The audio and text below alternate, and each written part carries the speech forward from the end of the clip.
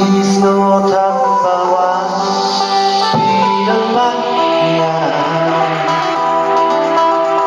pikir saudara nama cintalah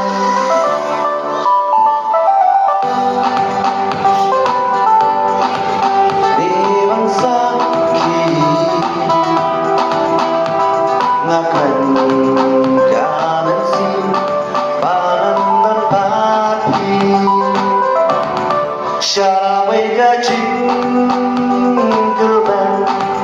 ngahun bati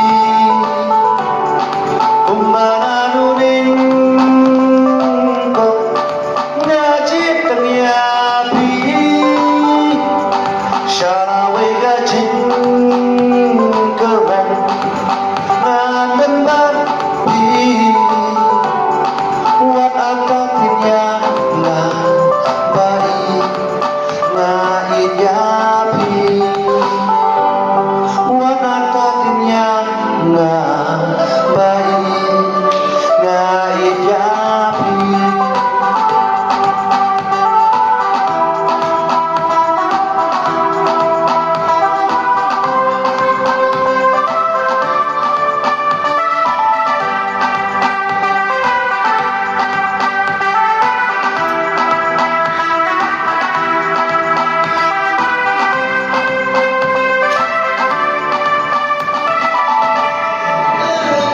Bilang